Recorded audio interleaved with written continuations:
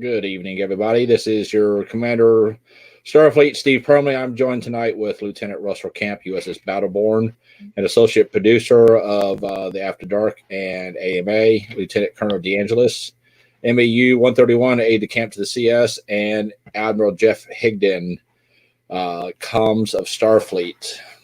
Russell, will you put that on the members only too? Yep. So, everybody, good evening. Before we start, Dad, are you sharpening your knife?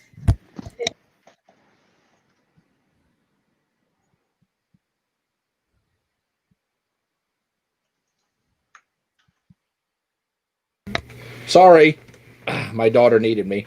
So tonight, before we get the AMA started, I've got some bad news out of Region 12 on the U.S.S. Dark Saber. It is my, I guess you say, undelighted duty that I must inform that we have death on the U.S.S. Dark Saber out of Region 12. Okay, go in there. Thank you. Lieutenant Colonel Chris Gibson of the U.S.S. Dark Saber passed away the other day due to complications with his leukemia.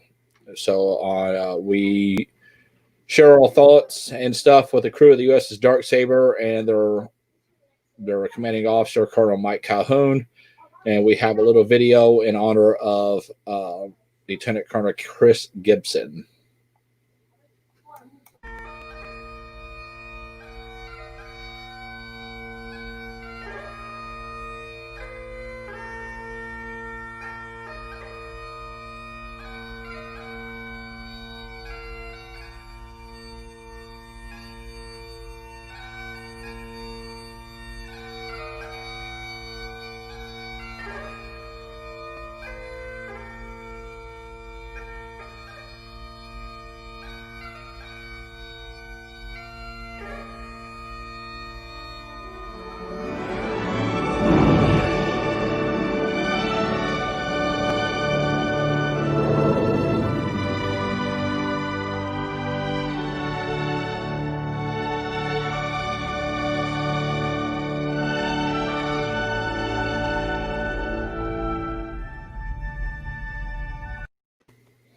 So everybody, is definitely not something that I like to do. I don't like to announce to the fleet that we've lost another member, another family. So we do recognize, and I'm going to ask everybody to give a moment in silence in honor of Lieutenant Colonel Chris Gibson.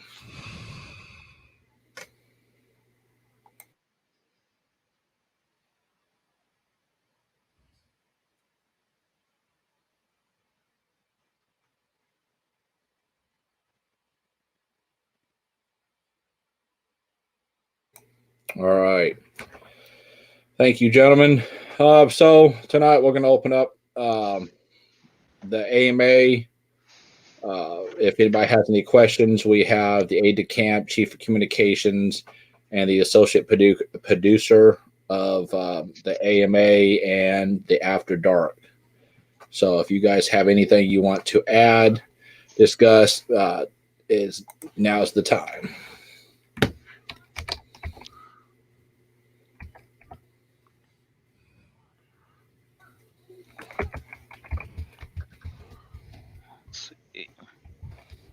Good evening, David.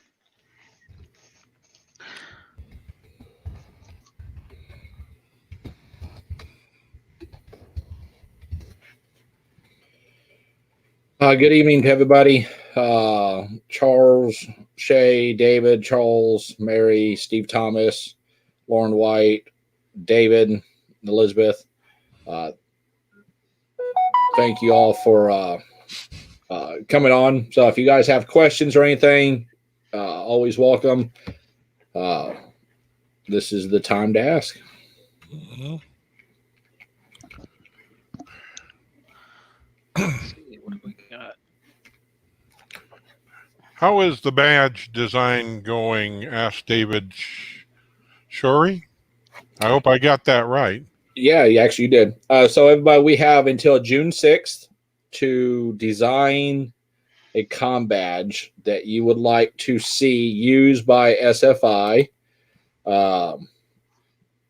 And I've got some from Steve Robb out of the International. I believe Russell sent me one or two. Waiting for somebody from Region 17. So if you guys have a design, it must not be used by Paramount or CBS. It must be a unique design. This would go in front of the EC. We'll narrow it down to 4 or 5, and then we'll open it up to the general membership to vote.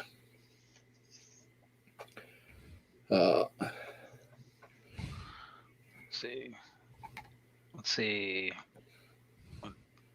Oh, hey Jenny, didn't see you jump on there.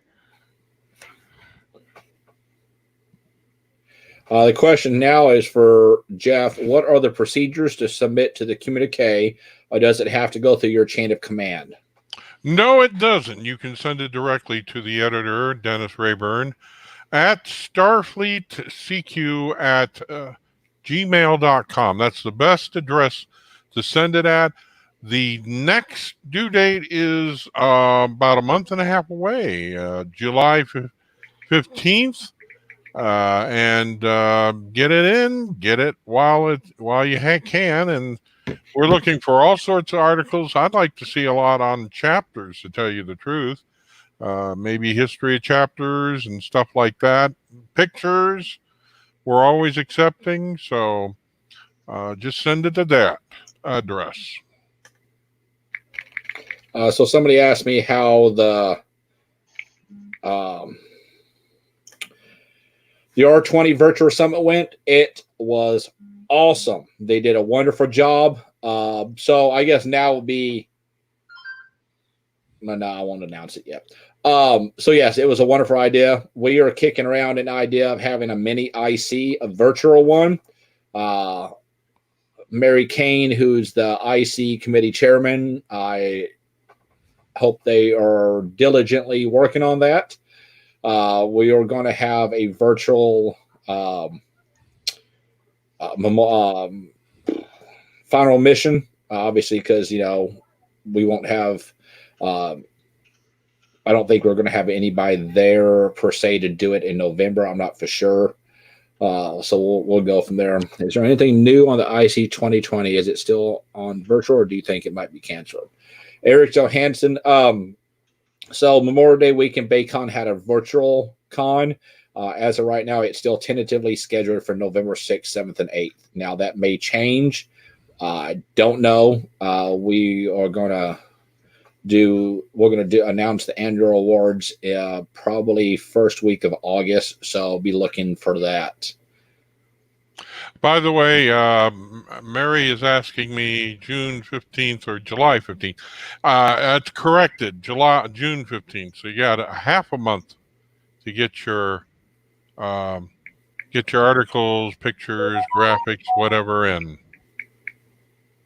Yeah, I can answer Steve's question. The virtual IC specifically with the Doug Drexler chat went exceedingly well. He was really, really stoked, actually, that he got asked. Also, it was actually tough to get him off, so to speak. He wanted to keep talking and keep going, but they had a deadline. Basically, they were going to cut it off at midnight their time. So, but it went really, really well. A lot of questions were answered. Additionally, all of the events, chats, and quizzes that they did for the IC 2020, or not IC, sorry, the 2020 con will be available for download once they get them encoded and put on the site. Yes.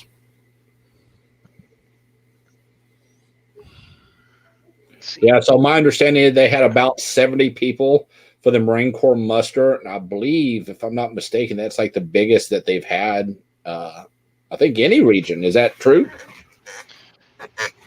I know Region 1's never had close to maybe 20 when they were doing their summits. I don't know if that's true or not, but I wanted to go to it, but I wasn't able to make it, unfortunately. And I apologize for not being able to make it. Mary, what date are you guys thinking about doing the virtual mini IC? since you're watching. I think that one, August 1st. Did you have this custom made or did you make?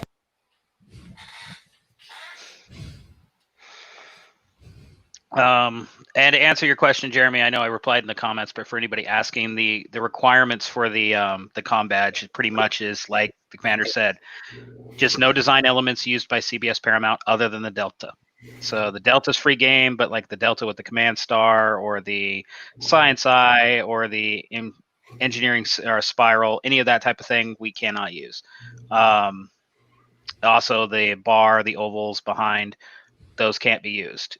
We can use our own shapes, our own designs, framing, however you want to do it. It just has to be unique. So these are some. I know these here are really, really close, but there's others that he has come up with. Something. I mean, obviously, we want something unique. That's very close to the Fleet 31 comm badge. I mean, I'm partial to this here because it's different, it's unique, but I also like this one. So these are just small concepts of what this is. You know, different things what we're wanting to do. We want to be able to, and please, I'm not saying you guys cannot buy the comm badges. That's definitely not what I'm saying. You guys can buy your comm badges all you want wearing your uniforms. I don't care. I'm just saying that, you know, we want to be able to make one specifically for our organization. So if you guys are out at like Las Vegas Star Trek convention and you see the specific comm badge where you know, well, that's an SFI member because it's only going to be sold to SFI members. It won't be sold to anybody else. So it's just something to, you know, look at.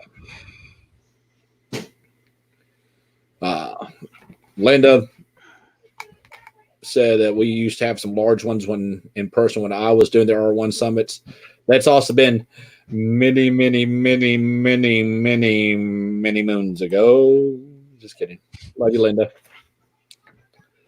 So yeah, if you guys have a design, you know, please get it to me by June 6th at midnight.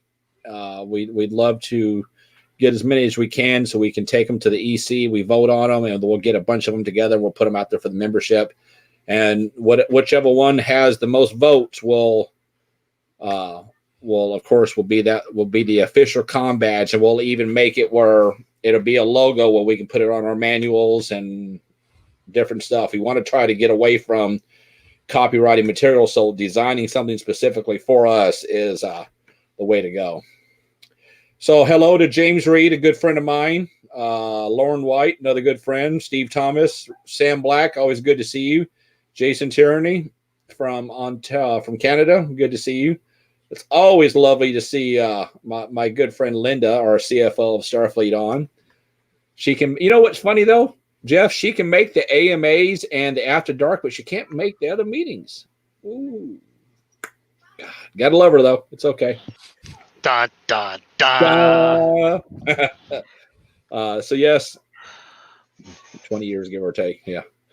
So did Mary post the date that we were looking at doing the mini IC? Did anybody see that? The weekend, the first weekend in August. First weekend in August. Okay. Good evening to Glenn McNeely. Good to see you, sir. And Eric Johansson, my vice, one of my vice. Oh, yeah, he's here. Welcome. Hey, Eric. Hey, hi again, Eric. I love your desk, dude. So that just means you got more room to do more SFI stuff. I really That's right. That's what I've been telling him. But he does an awful lot in the department he's in. So yes, he does do a lot. All my I want to give a shout out to all my EC. They do a lot. Poor Linda. I call her 2 to 3 times, maybe 4 to 5 times a week, if not more.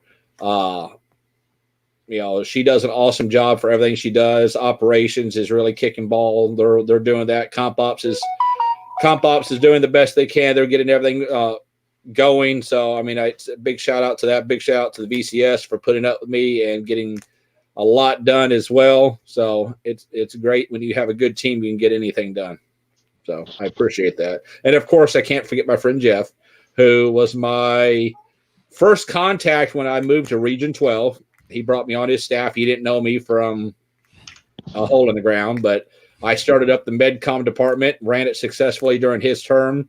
So I was very thankful that he was agreed to come on as my chief of communications. So you got a good team. You can do anything you want as long as you got a good team backing you. And of course, my bald aide-de-camp over there, he does a lot of my note taking and meetings and getting stuff set up. So do we have any other questions tonight? Just want to say hi back to Jason. I wanted to give a shout out to him since he shouted out to me.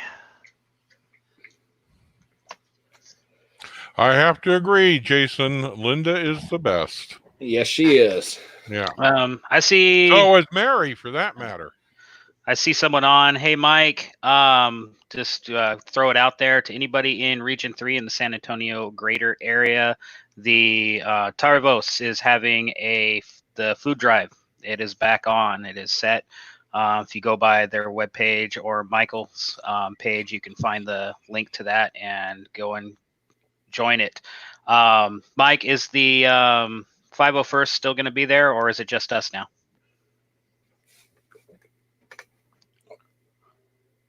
See if he answers. Why are you guys in uniform? Well, to be honest with you, when I got on here, I was in a cutoff T-shirt and everybody else was in uniform. Well, we got a memorial. It's an AMA. Yeah. Well, we had to. We need to be really tuned in, and the best way to do it is to wear our uniforms. Except for when your uniform is made of wool and it's very, very hot. Uh-huh. And my air conditioner is not on right now. Oh, wow. I know how that feels. That's why you don't make it out of wool. I didn't make it. I paid somebody to make it for me down in Texas. We have wool in who wears wool down here? Oh, it's the Star Wars Society of San Antonio. I thought it was the 501st. Apologies. Yes. If you guys want to get involved in that and you're in the area, add Michael or send him a message. I'm sure he wouldn't mind either way. So.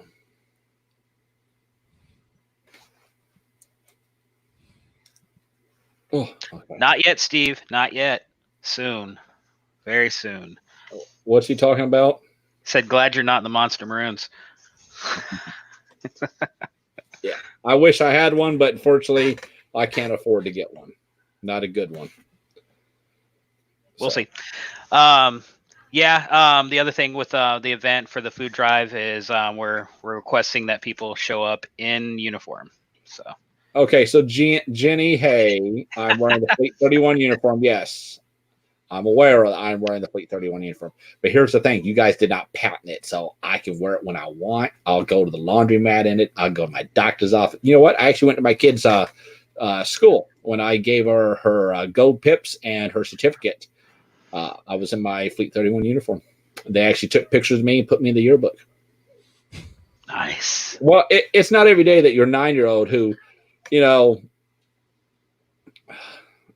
she doesn't really understand what Star Trek really is. She doesn't really, I guess she knows it's fake. She's starting to learn it. But when you go to school there and the kids are like, you know, what's your daddy doing? What's this and what's this? And because, you know, I live 4 hours south of my daughter. So me going to her school for a lot of her events, it's hard for me to get off work and drive 4 hours one way. And there, you know, so I don't get to go to a lot of her events. So one of the kids is like, well, what does your daddy do? Because we never see him. And of course, Fiona's like, my daddy is an admiral. He runs a fleet. He has a starship. And so instead of the kids calling her a liar and making fun of her, I showed up in the school in uniform, and it was I shaved and looked good and had my shoes polished, and so the kids were all like, oh. So yeah, it was nice.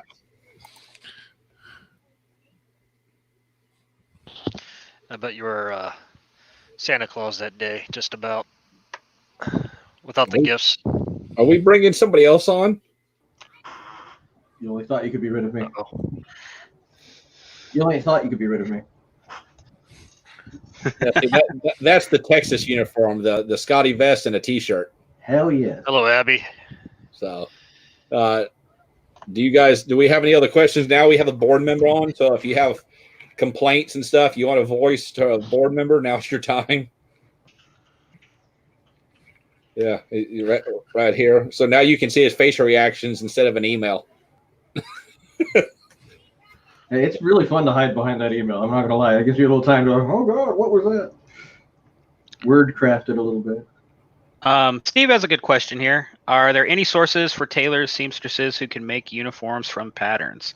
As far as I know, there isn't one currently set in place. Problem is, a lot of times the tailors and seamstresses kind of switch. They don't want to do a lot of the complex type stuff. But there are some points that are being worked on as far as uniforms being provided or available through SFI. It's in work in progress at this point. Yeah, if I could follow up on that, Steve, we used to. I know that it used to be a thing, but keeping up with it was really kind of problematic, and we wouldn't know when a seamstress or tailor would decide that they were no longer available. Keeping that communication flow was really kind of hard. And now a lot of things have transitioned over to the cosplay vendors and eBay sellers. There is some information. I'll toot 3rd Brigade's horn a little bit. In the 3rd Brigade uniform guide, we kind of developed our own, predominantly made by Thomas Tank Clark, who's done a fantastic job. And he has some resources as to where to get each item. And be it sell it or you're gonna assemble it or find some people to assemble it. But most of it is like, good shit, if you've got a pattern, see if you can find someone local. Is the latest news on that. But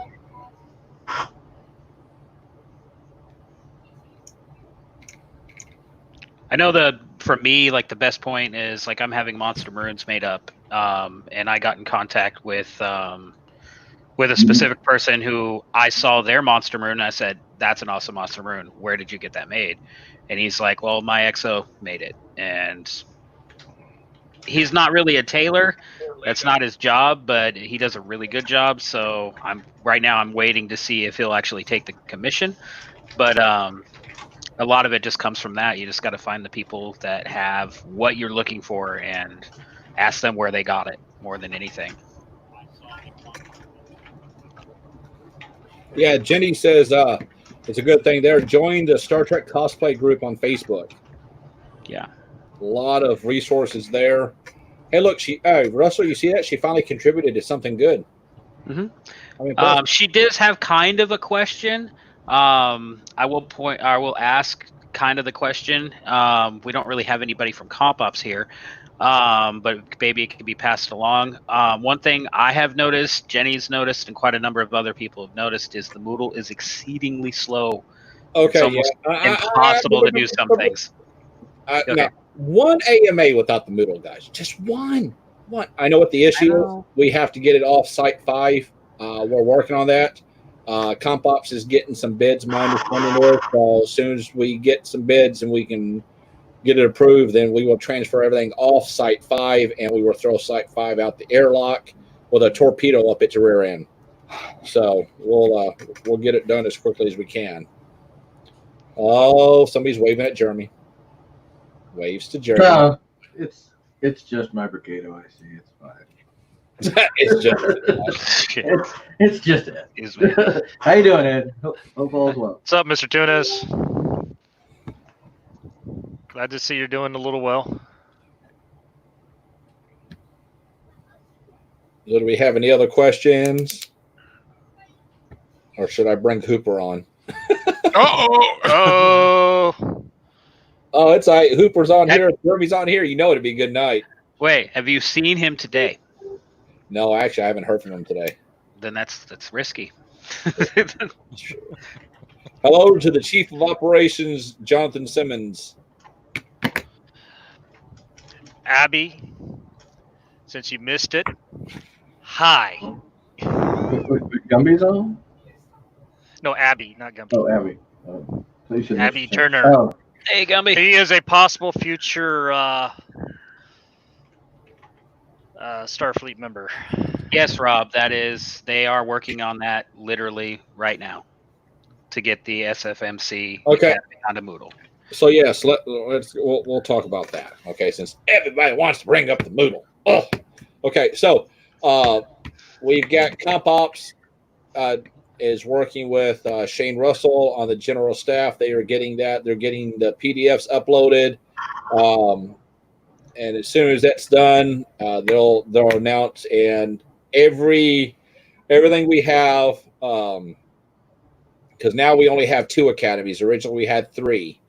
The past EC meeting, what day was that, Antonio? The 24th, I believe, whatever Sunday was. Yeah. All right, so the 24th, we held an EC meeting. It was brought up at the request to have Mako Training Command reabsorbed back into the Starfleet Academy because they're already using the Starfleet Academy courses for them. So at a vote that was unanimous across the board, we dissolved the Mako Training Command and absorbed it into Starfleet Academy.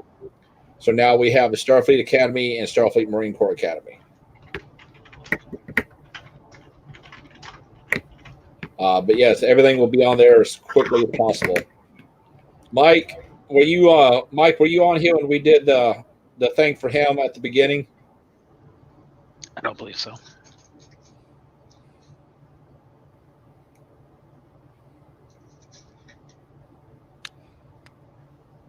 Mike, were you on here when we did the honor for Chris at the beginning?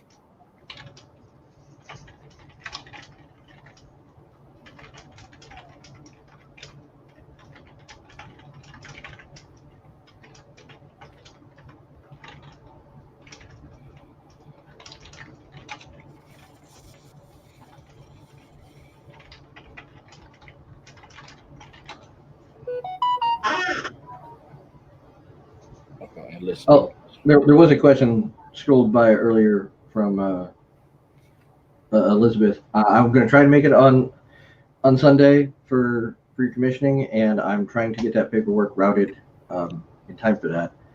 There was a hiccup, and I wasn't following close enough, and I do apologize for that. But we're trying to. I'll try and pull whatever strings I can.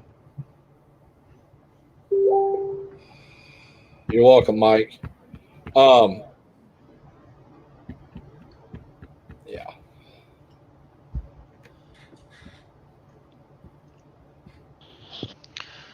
What about enlisted members? Is the SFMCA the only courses they can get by Mr. Camage? I don't think the Starfleet Academy has any enlisted courses. I don't think so. There's no specific designation between enlisted and officer that I saw. The Starfleet. We talking about Starfleet Academy or the SFMCA? SFMCA is the only courses they can get. No. They do have NCO courses there, plus the leadership. Yeah. I don't know if that's. I think that's what he's stating, is that the SMCA has NCO and enlisted courses specifically. Is there anyone else that has them?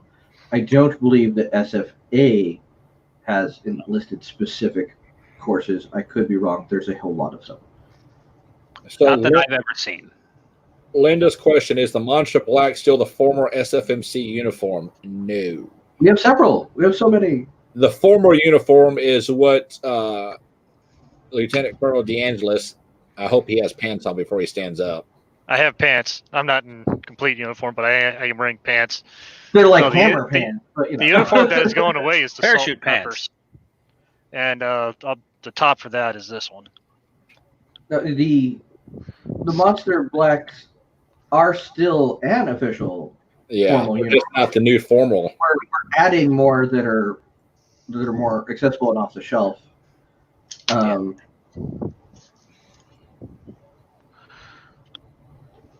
Yeah, shout out to the Resolute. They're getting their ice get together, hopefully commissioning on Sunday. 5 p.m. Mountain Time. I keep forgetting that that's my state's so big it has a different damn time zone. Yeah.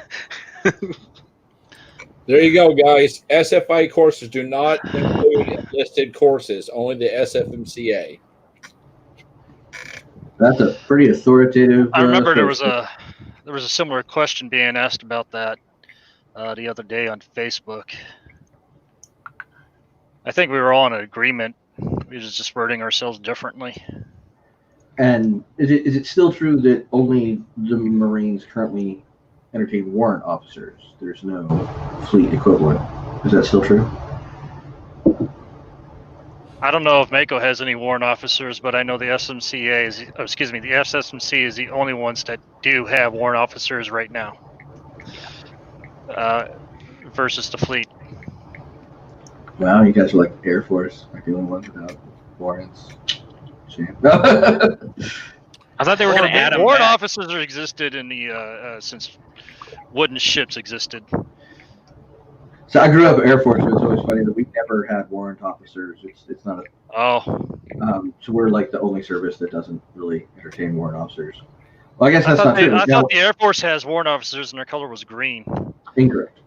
They used to have them, and then they removed the program like in the late 50s or the early 60s, and then people who were just there still happened to be chief warrant officers until they retired. Yeah, it briefly lived. So I guess it's not true that the Space Force does not have warrant officers currently either. Not currently, no. Speaking of the Space Force, if you guys have Netflix, be looking for the new comedy with Steve Carell. I want to see that, but I don't have Netflix anymore. Hey, I'll give you my password for you to watch it. All right, I'll do that. But it's called Space Force with Steve Carell, and if you do not know who he is, he played in Evan Almighty, with Morgan Freeman. He's been in a lot of things. Yeah, he's been in a lot of ones. He was the newscaster, I believe. And Bruce Almighty. Yes, and he was the star of The Office. Yes, that's true. Yeah. But he's running through the office screaming, "Parkour! Parkour!" It's not true. He's played in a lot of good movies. I've always liked him. Jack Gray is asking, do I still need to take the... Oh, sorry, go ahead. My fault, sorry. No, that's right. Jack Gray is saying, do I still need to take the officer training exam through Starfleet Academy? As far as I know, the only reason you need it is to be, specifically, is to be an XO or a CO, correct? That and OCC? Well, yeah. There's no exam that's really mandatory for anything in regards to promotions. Some chapters require it. Yeah, I was getting there. All the way up until you reach 06. And that's only because it's one of the requirements to get voted in to become an admiral or a commodore and above. Well, and also in regards to the same rank structure in the SMC, I don't know if they vote in their generals or not, but I'm pretty sure it is because I'm rambling now. OTS and OCC are absolutely required for CO and XO a chapter. Mm-hmm. As such, 06 kind of follows suit with that. That said, CO and XO of a chapter and anything above then requires those two specific courses, especially if you're going to be in any other significant position like that. For RC, I think it's a requirement for the EC. Actually, don't think it's a requirement for the CS, but that's kind of funny now that I think about it. But the intent there is that if you're in those upper positions, not necessarily rank specific, that you do kind of know how Starfleet is structured if you can speak intelligently to it. And for my Pacific MEU, I require for all officers to take. I don't require the OCC, but I require the OTS. Yeah. Each chapter will vary since it's that. I was gonna say there's also the Carol makes a good point here. I just retook mine because mine was like literally like 17 years old. It was taken on the 3rd edition of the handbook. I think we're in the 17th now, Jeremy? Yeah, something like that. Yeah.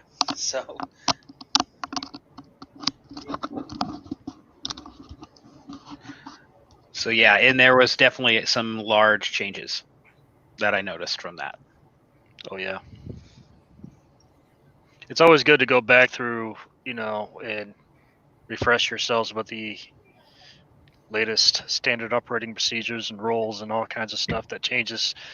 It's supposed to be on a yearly, so. Oh, that's getting a little optimistic, isn't it? No, it's every 3 years. I can't remember where I read that it's supposed to be taken care of once a year. I don't even remember if that's supposed to be the Starfleet or some other book that I had to read. So technically, I've never seen like a membership handbook that hasn't gotten updated every 3 years, if only to copy and paste the new CS stuff into it. But the handbook's been quite a bit more lively the last couple of years. yes.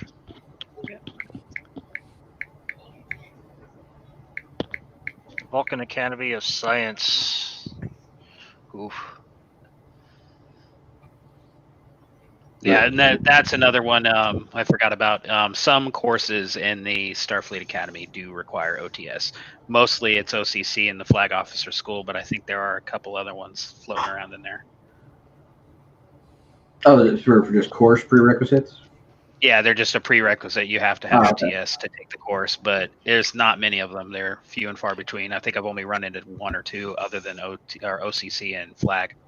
It's been a while since I looked, but isn't it also required for the 600s for the SFMCA? I think so, yes. That's possible, yeah. Also, but yeah, just is direct prerequisite. So I guess really long way to answer that question. Do you need to take it? Like, well, are you trying to do any of this very specific thing? It's a good idea no matter what. Yeah, highly recommend it. I love the OCC, and everyone dreads the OCC. Everyone thinks the OTS is pretty cash. You know, it's multiple guests and a couple simple things. But OCC has like adversary questions, which apparently everybody gets really upset about. For me, that's just a hostage situation. I can write forever, and I'm willing to implement the strategy of too long to be wrong, and until the grader just gives up. So I always encourage people to put their creative minds to that particular task instead of fretting over it.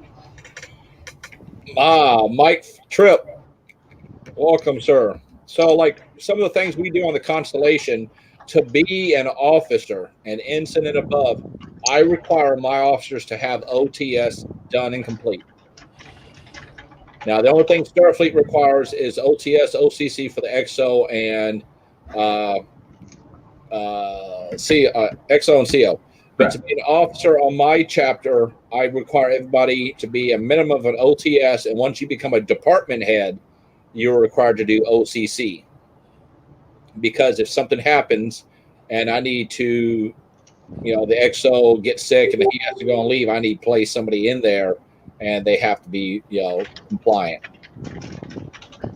Yeah, for those of you who don't know what the OTS and the OCC is, it's pretty much the education of how Starfleet operates, along with rules and regulations and what not to do and what not to do. It's actually kind of like a real thing. It's not like learning infantryman or mech or anything like that. It's actually real responsibilities that you as a leader has to know. Yeah, they definitely deviate from being the fictitious fun stuff to the more practical. This is how this organization is run. Yes. So that's what kind of separates them from most.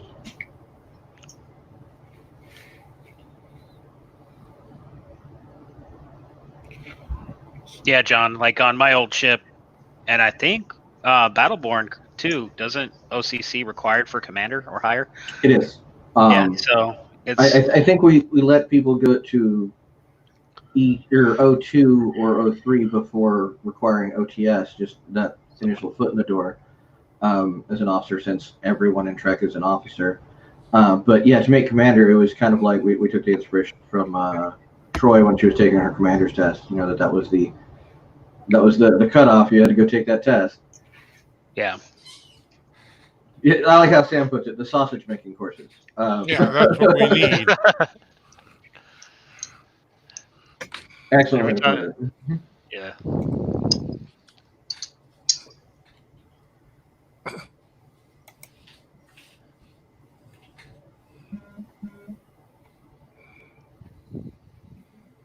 I would consider being a basic warrior in CAG.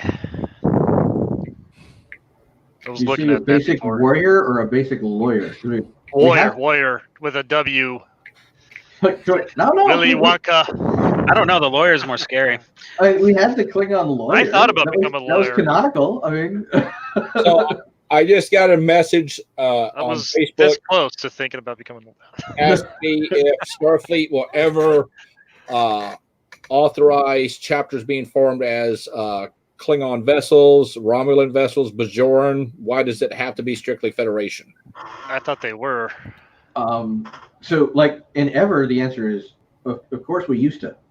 Oh. We It's in the did. database. It exists. Yeah, there was a couple. I'll be right back. The Dragon Cup was a Klingon space station, if I recall, in Vegas. It's a thing that existed. Whether we do it again, that's I don't know. I keep threatening the VCS that I want to rewrite the chapter section of the membership handbook. But then we have a couple of drinks in us and realize that's a politically scary thing to say, especially with some of the radical ideas that I have involved with that.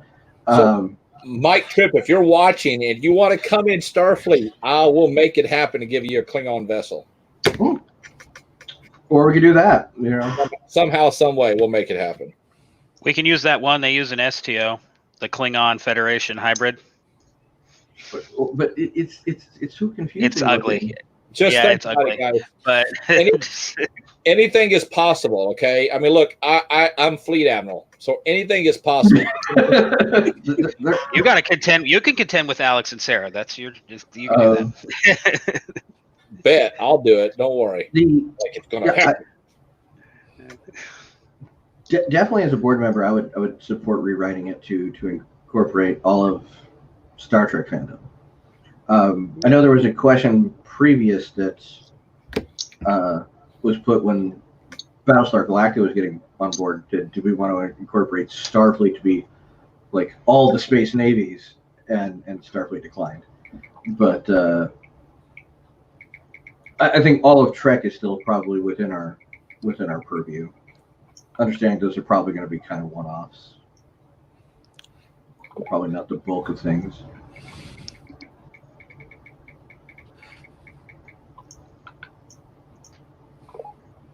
All right, so the CO of Lieutenant Colonel Chris Gibson was not on earlier to watch the video we did specifically for him. So, Mike, this is on behalf of Starfleet, behalf of the EC, behalf of the AB. Here you go.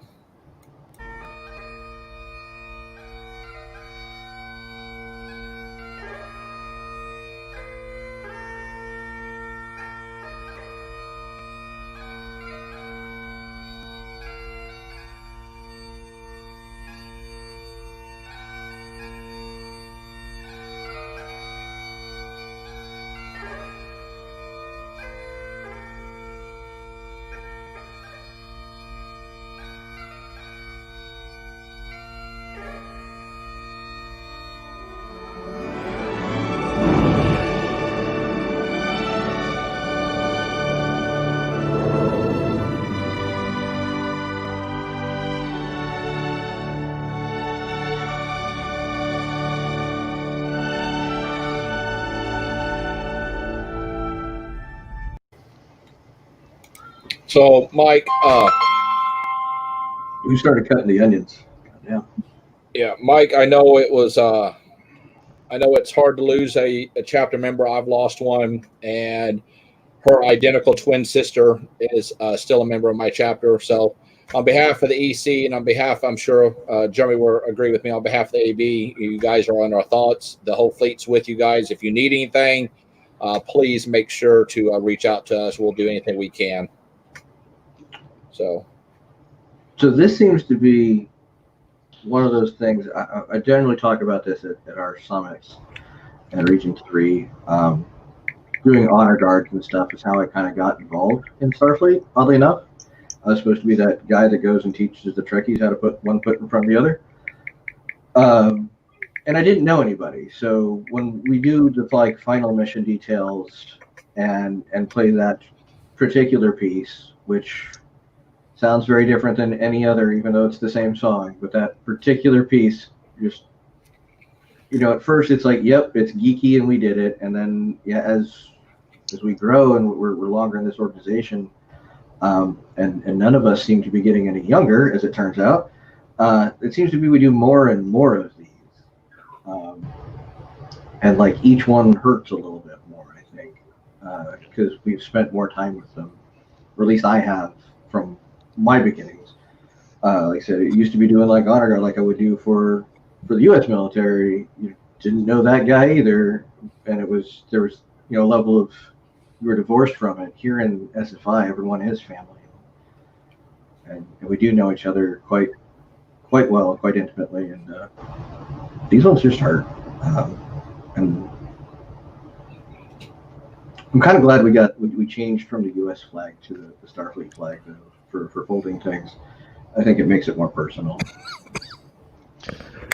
I don't know if you guys saw this or not, if you missed it, but hoorays and all that good stuff. There's some good news here from Kimberly Donahue. Yeah. Captain Nancy Fields is cancer-free. Oh, So excellent! congratulations.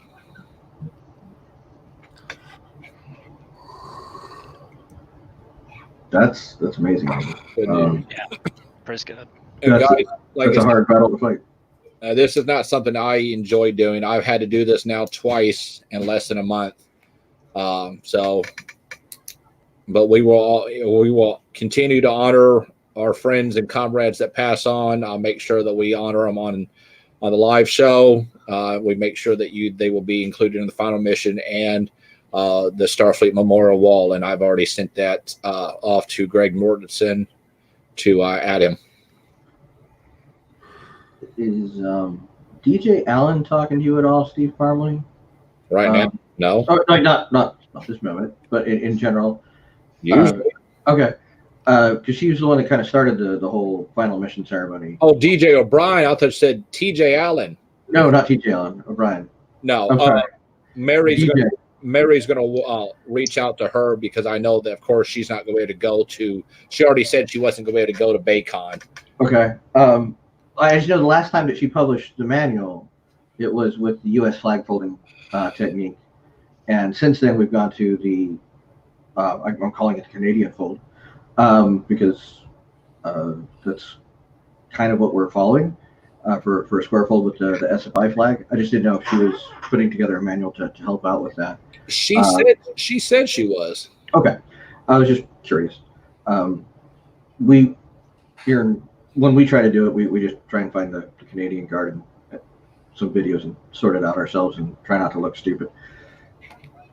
Yeah, anybody that's close in the area, Mary Stucker and Mike Calhoun, they're going to get the details for Chris's memorial. If you're in the area, I'm sure you'll be more than welcome to go to it.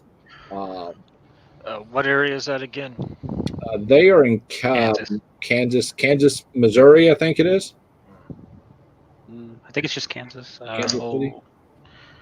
It is Kansas is pretty big. Kansas is pretty big. Olathe, Kansas. Yeah. So if you're in the area, get with Mary and get with Mike Calhoun. I'm sure they would appreciate it.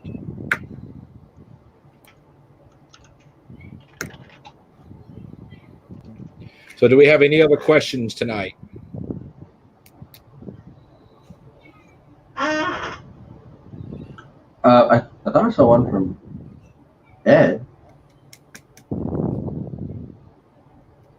Updated website. Trying to find a scrolliness in this. It's right here. My understanding is the website is up to date. The new one is. No. Maybe I'm wrong, and Ed can correct me if I am, but I think we mean the members only site that keeps being promised. Yeah, the members only thing is ongoing, is what I was told. He's working on it. Tony Knopp said that he's working on the coding stuff, and hopefully we'll get it out this year. No, that's a timeline. Mr. John Johnston, I think I helped you out last year. So the memorial will take place in Missouri. Missouri. Yeah, the Kansas City area.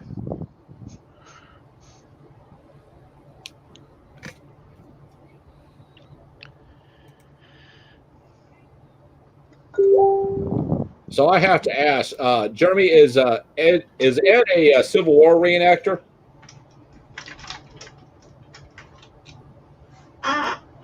Hey, he could be No. First Cavalry. No, he just has the picture of him with the fancy hat. He's got a lot of hats, though. I mean, it's Ed. The man kind of needs the hats. You shouldn't poke at him for that. I wasn't poking. I was just.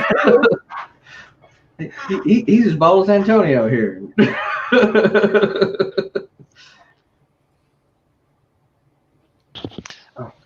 I was too busy chasing away a mosquito. What happened? No, I'm kidding. I really was chasing away a mosquito. Fuckers, get in here. Lawrence Fraser Bennett says, "Hi guys, I'm from the UK. Is this role play?" Hi Lawrence. No, this is not role play. This is the Ask Me Anything with the Commander of Starfleet. We usually have a panel. People come on Tuesday nights, 9 p.m. Central Standard Time. And then we have Trek After Dark at 10 p.m. Central Standard Time on Thursdays. And in a way, it is almost like role play. It's just your roles are earned. Yes. Or you get drunk and run for them. Yeah.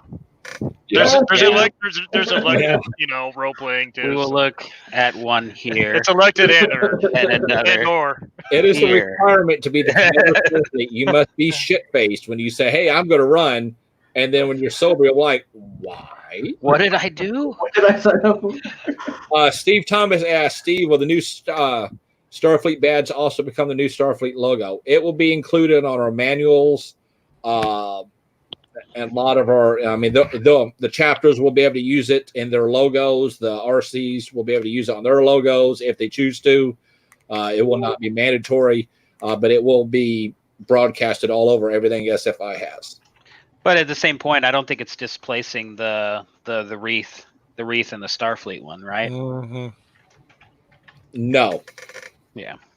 Actually, the wreath right there and the Starfield logo is going to be replaced with Jeff's head.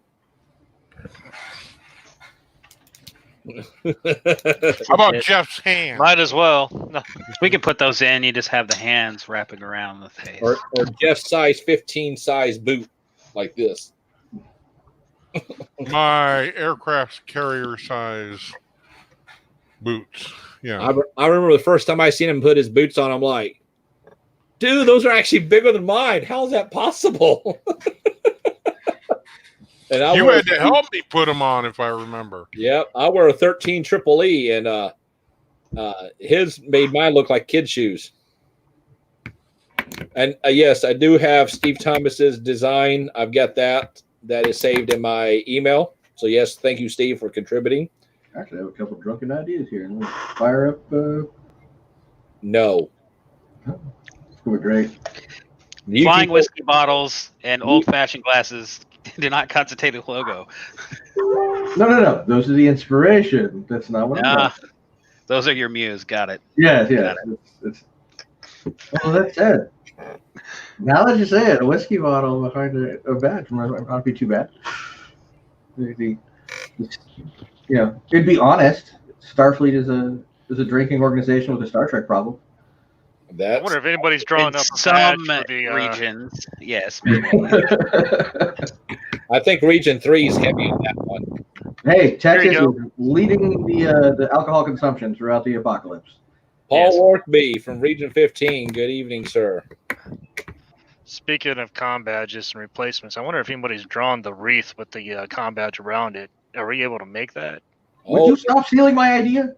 It can be made if somebody wants to design a Delta with the wreath around it. What's going on? Well, go ahead, Mr. Carson. I'm take credit for it. I don't care. I will support it. I think it's a great idea.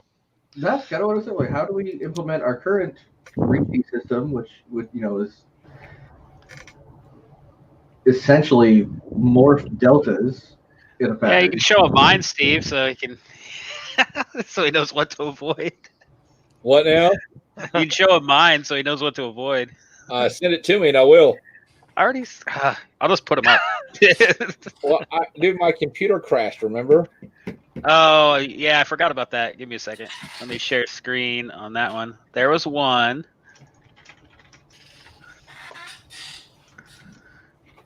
Jeremy, look at that one. That's sexy. I'm not gonna lie. Yeah. Yeah, the only problem is making it. Yeah, so You got to have them connected somehow. logo. You got to put the pieces together. If I have to pin Yeah. 75 things together, I'm not interested. And then there's this one. Let me get it over You there. heard him say it's sexy. That's the alcohol talking. Then there was that one. That one's much more significantly easier to build. It's easier to build, but the other one is sexier. Yes. Oh, yes. Believe me, I totally agree. I love the other one, but it's so much harder. It almost reminds me of a batleth. Almost. Like I can kind of see it. Yeah, a little bit. But yeah, like I love that one, but it's just trying to make a pin out of that. It's crazy, and it doesn't look as good. Like I think I made a uniform with it on it. No, not that. How would you connect all that? Sonic You the still want to Hedgehog. keep that striking black, so I don't know, just like wrap it in a. You'd It have does to look wrap like it in Sonic black. the Hedgehog. Yeah. It could be a logo. Yeah, it works as a logo, but yeah, actually physically making it, it'd either be too spindly and it would just break, or you'd have so much black outrigger stuff to connect everything together. It would look like junk. There you go, Jeremy. The Irish branch of Starfleet has the Guinness harp in the center of the delta. I was yeah, aware of that one. Yeah. So the I'm question from Steve gonna be getting that. is, will the badge be resin or metal? We are going to have them made. They will be metal, not resin. If we're going to do this, we're going to do it right, and it's going to look. So an interesting question that kind of comes to mind as far as much of our iconography and logos and stuff. A lot of people have gotten really interested in 3D printing lately. Is it something that we would make the design available to folks if they wanted it? Possibly, because Right. I understand we don't want to take money out of our own pocket by not selling the thing. the plan is to trademark it, kind of like we have Starfleet with all caps trademarked. We'd like to try to get, once we get the combat, we like to try to get the combats trademarked. Good luck. Never know. I just need somebody that likes to drink a lot, likes to type up a lot of stuff. I'm looking right at him. Hey, look, that glass is empty. I'll be back in a minute. You gotta go get more alcohol for that one.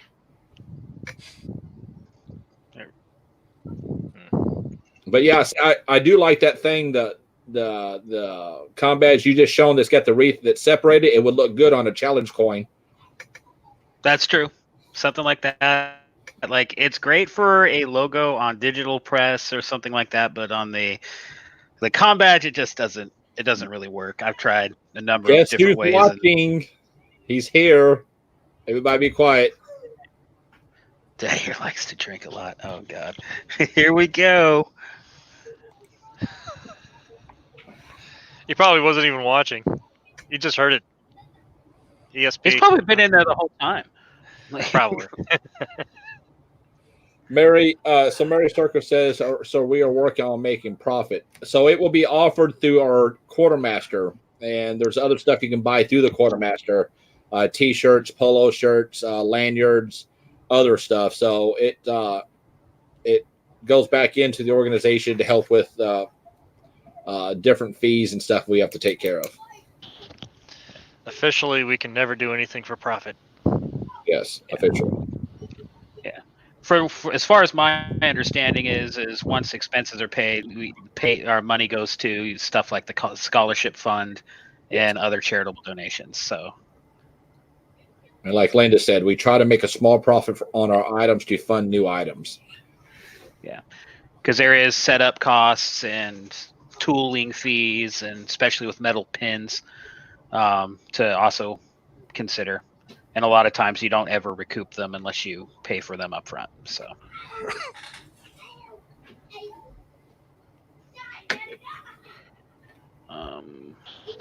As long as it's not going home into our pockets and we're using it for our own little personal purposes,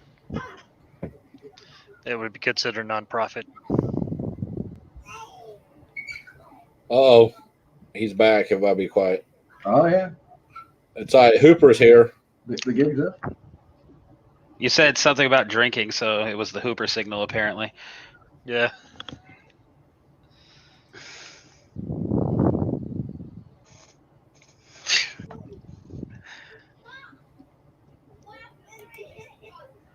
Club jacket and club wear. We actually looked into that for a little while. Actually, it was more of like a bowling shirt situation. And then we realized how expensive bowling shirts were. Those were damn. Because those ones were embroidered, weren't they? Yes. Yeah.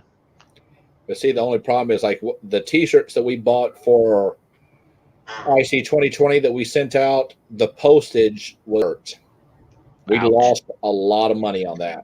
Yeah, I was going to say the ones we made, God, nearly 20 years ago, but they were double-sided sweatshirts that just had one little logo there and then the logo on the back. These cost us, for us, we paid cost $76 a piece. Holy God. Yeah. I really wish I could get No my wonder they called you guys the high friend roller. Tommy. Yeah, they were pricey, but as far as I remember, from what Charlie had told me, like they only had like 25 of them made in the beginning, and yeah, it basically broke the chapter finances for a little bit.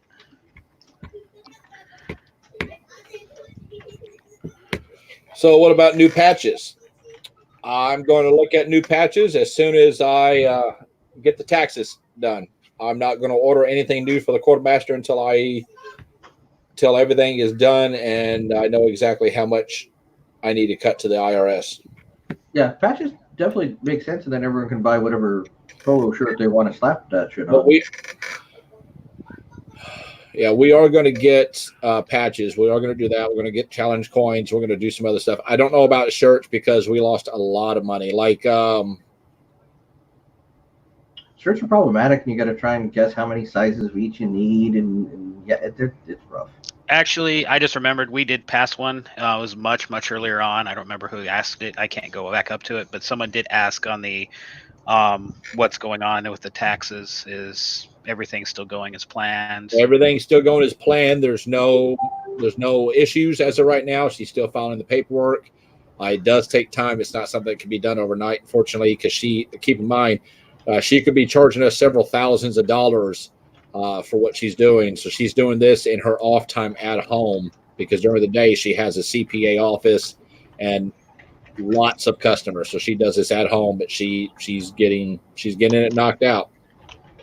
The other point to make is other than direct tax collection and payout of taxes, the IRS still has a lot of employees on furlough.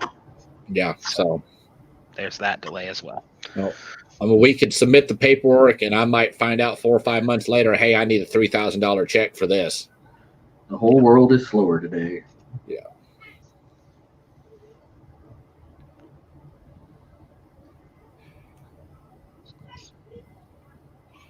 Charles Williamson, please send me an email to cs@sfi.org on that coin shop because we have several veterans in Starfleet.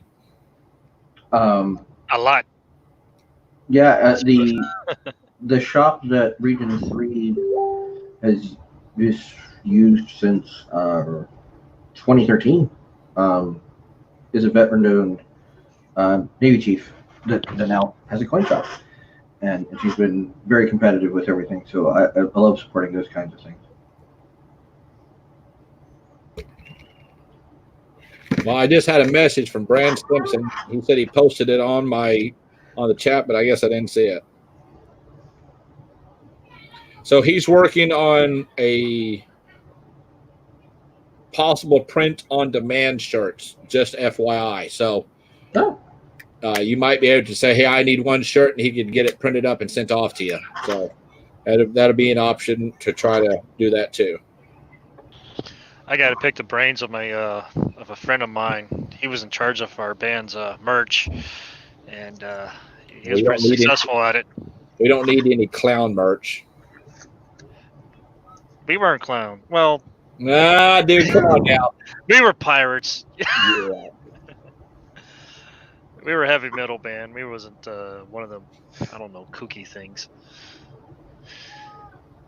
that you see on TikTok. No comment. I'm so old I had to ask what the fuck that was the other day. Well, The best explanation I got was it was like the Twitter to YouTube. I'm like, oh, that makes sense. Yeah. All it is just a little site where you can get on there and Sure. do some weird little dance or skit and try to make something out of it. Try to monetize yourself, make money, get rid of your regular job. It's just like another YouTube, but you only get like a limited of like 30 seconds. Yeah, it's a short format versus YouTube. Oh, and you can't search anything either. Yeah, that's the other thing. Then the hell? Yeah. It just plays random videos and it just kind of goes off of what you like and it just starts kind of repeats the same. Oh, that's pattern. right. A friend was telling me that when it dials in what you like fairly quickly, like its algorithm's kind of creepy. Mm-hmm. Yeah.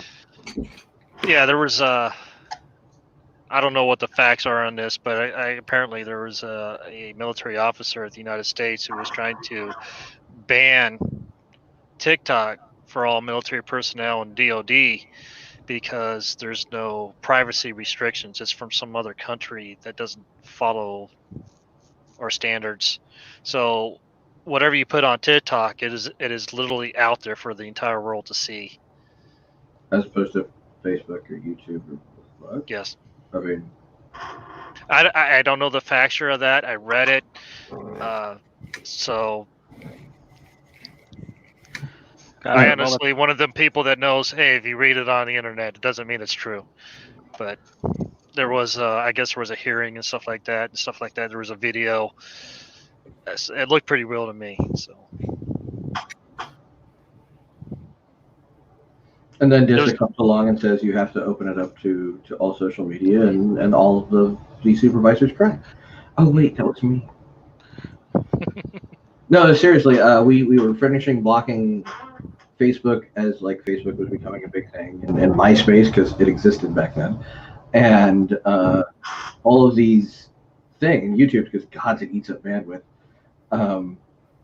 We blocked them all, and then DISA comes out and says, nope, that's a right of every service member. You will unblock them all. Like, well, that's how the Nippernet got hacked. Also, there used to be a way where you can take a punitive action towards what they posted on Facebook or social media. And I remember when I was still on active duty when all that was baby stuff, and everybody was like, okay, what do we do? Are we allowed to enforce this or are we not? I was in for that. And yeah, that was really interesting because if they weren't in uniform, and it was on their social media, then technically the UCMJ did not actually apply. As was written, and that was. But then you still, slap your troop upside the head and say, stop being goddamn nuts and making me work too hard for this shit. Otherwise, I'll kick your ass. Right. And then I got the hell out. I did 12. I don't know why I stayed in too long. Amusingly enough, the troop that caused me the most problems in life, that I have the most great drunken stories to tell about supervising troops in the military, he's my coworker now. Yeah, we're not equals. Hell, he probably gets paid more than I do. His beard's down to here. Yeah. Karma was watching me. I'm in touch with a few people, but I won't say I'm close with anyone. Did you just from say when I you was touched a active few duty. people? Huh? Did you just say you touch a few people? Just In touch. Never know about Where's those your mind there, Commander? of Of Starfleet? No worries. Charles, you are right. When you were active duty, you were under the UCMJ for your entire enlistment, but for the purposes of that TikTok clarification and the UCMJ, if you were not in uniform, they couldn't exactly prove it was you on there. It was one of those things that was they were splitting lines of like the things that you're not allowed to protest or lend your voice as if you were in the military or were speaking for the military for like political considerations and things like that. It was really kind of focused on the politics side of it. And since they weren't in uniform, they were having a hard time. I mean, it's the UCMJ. You're in violation of 3.5 things at any given moment in your life. If they want to throw the book at you, they shall. That's the damn truth. It was, really like they were trying to be actually decent about enforcement and still also understanding that this is a human being that's a U.S. citizen and has the First Amendment rights to under certain circumstances as being a service member and walking that line. They're trying to be pretty honest about it versus just being the dicks that you can be with the UCMJ.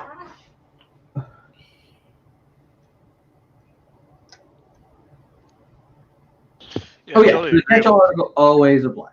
It was like I said, at any given moment in your life, you were in violation of about 2.5 articles.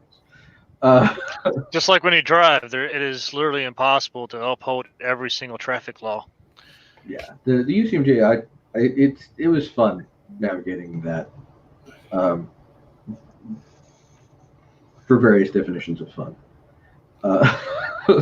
Do we have any other questions tonight? Because I'm going to run the AMA only about an hour to hour and a half. I still got to cook dinner. Yeah.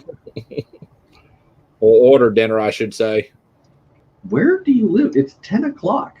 No shit, okay? I came into a meeting I had to take care of. I couldn't start. Did you really? Yeah, couldn't cook. Yeah, you were in that meeting. I couldn't cook then, so then I went straight from there to a 10-minute shower and straight to this. You've got teenagers? Why have they not provided you? They're gone. It's just me and the 9-year-old. Oh, And she can make ramen. You're not gonna die. She I was keeps gonna say, she's like, Dad, I'm hungry. And then 5 seconds later, Dad, I'm dying. My stomach is falling apart. I'm like, you're over dramatic. What for dinner tonight? Stroganoff. That's right, stroganoff. when she was on, I was outranked by all 6 persons on the screen. It was quite awesome. She's a captain. Get it right. Heck, she even outranked Antonio there. Yeah. And she has more hair and cuter. Don't forget that. Fiona. Everybody's cuter than me. That's a given. Including the hair, yeah. Both the better looking and the hair. That's always a given. I might have more fur. So for everybody in Starfleet, this is Captain Fiona Parmley. She's the Admiral's yeoman, and she's the boss, right? You run Starfleet, don't you? Yeah. According to him. You tell me what to do, and I'll make them do it, right? Well, I got a list of things then. Where should we get started? Getting the notepad out. First, I'd like to change the rank to His Lordship for Lieutenant Colonel. So I did the camera adjustment. I had to change it on what I had. It actually had the Grand Poobah of the water buffaloes. I'm like, oh no, that's not gonna do. Funny for chapter meetings, not for.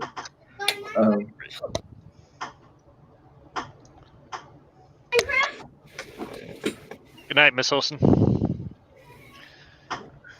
Yeah, Jeff, I know Yeoman's enlisted, right? Don't worry, I'm aware of that. But she wants to be a captain, and in her eyes, her daddy made her a captain. That's all that matters. Your breakthrough was a Marine captain? It's one of those ranks where it's like Lance Corporal of the Marine Corps, for you Marines that know anything about E3s, Terminal Lance Corporal Underground. Yeah. You know, Command specialist for, I always thought it was the E4 Mafia. But, I met a guy. There's that too, but you know. Antonio, you'll get a kick out of this. I had a guy that started today, his first day at FedEx, and he retired at 21 years with the Marine Corps as a Lance Corporal. Oh my goodness! he got busted a couple times. If he how was is in that the Navy, possible? he had red stripes. So he, I asked him, So- I said, so how many times did you get busted down for screwing the colonel's daughter or something? He said, well, what do you mean? 21 years as the Lance Corporal, either you were like really not there on the head or you just really fucked up all the time. No, like higher tenure Okay, so prevents that. now I I'm was gonna say, curious. you're not even supposed to be allowed to be in the Marine Corps that Yeah. long at that rank. Like I said, you had to be busted like he went into the probably reserve. twice. Yeah, I was Either thinking either maybe Twice busted down or once something. really hard once. Yeah. He said he was active duty and then he went into the reserve and retired as a Lance Corporal. Okay, yeah, no, so that's different. Yeah, the reserves Yeah. and the National 21 Guard. years as a Lance Corporal? I mean, come on now, dude. No, I don't dude. think so. That's No, still not possible. Is it? It is. The No. Reserve Guard. I was a reservist. You had to make staff sergeant just like everybody else or get out. I knew a guy that was in the National Guard in Kentucky, and he retired 20 years as an E5. The worst one I See, saw he was an was NCO though. That's on the my point. first deployment. Huh. There's the Puerto Rican National Guard was the one running most of the base services where we went, and there was this dude that could have been my grandfather as an E3, and he'd never been busted. There's no promotion in some of those guard units. You shoot the guy in front of you to promote. That's it. Huh. There's really no other rules about it, which is crazy. Yeah. I know in the Navy, if you don't make third class within, I believe it's 6 years, you're gone. Yeah, no, all the active get it- duties have a higher. You tenure. get it at convenience. You get it at convenience immediately. Like they're just like, no, we're not dealing with you. If you can't progress past, seaman, you're good. Goodbye. I don't. But Yeah, I mean, as a at matter of 6 fact, years, the you Marine can Corps make. I in don't know 2000. I don't know how he did it, but he sent a picture of his DD 214, just the top part of Lance Corporal, and down at the bottom of his years in service, and it was accurate. Yeah, he Look got at his busted RE somewhere. code. Look at his RE code. Yeah, his that's what RE I'm code's wondering. like RE4 or He had yeah. to have gotten busted down or something. Oh, it has to, dude. 21 years, he should have been at least a gunnery sergeant. Yeah, because in 2000, what was it? 2009, 2000. Wait, Okay. yeah, it was around that time frame. 2011 exactly. The Marine Corps did a downsize, and one of the basic requirements is if you were still in 12 years and you not made staff sergeant, you were getting out. And if you were a staff sergeant in a kind of like a useless type job, you were getting automatically retired early. Like if you were staff sergeant, you had 12 years in, or 15 years in. Excuse me. If you had 15 years in and you were a staff sergeant, and you was no prospects of getting promoted, you were getting automatically retired. So that was including the reservists. So there can't be, I don't know. unless some oversight or something. But I don't know. Definitely not an SFI up or out policy. I've met yeah, some it's career- not. Yeah, we can't do anything about it. Yeah, definitely met some career ensigns in SFI. Yeah, a few of them. Yeah. Like I got asked the other night. My ex-wife is on my chapter, and she asked me when, because she's already done all of her courses and stuff. She's like, "When am I going to get my promotion?" And I just sent back with an evil face and said, "I don't know. The fleet admiral is your ex-husband." I'm an evil asshole. It's okay. That's got to be a very interesting chapter meeting. That's all I'm saying. No, she don't live here. We're technically correspondents. None of my people live close. No. Everyone's correspondence now. Oh, yeah, COVID-19. Everybody's. That was my favorite. Like everyone's complaining, like, "Oh, you got rid of the difference between chapter, Corey and whatnot." I really no feel this is going difference. to hurt the correspondence chapters. Like, and then the next month, like, everyone's a correspondence chapter. No, we just hurt the meeting chapters. Corey's knew exactly what they were doing. We were good to go. All right, so I'm going to make a 5-minute call. Do we have any questions left in the next 5 minutes?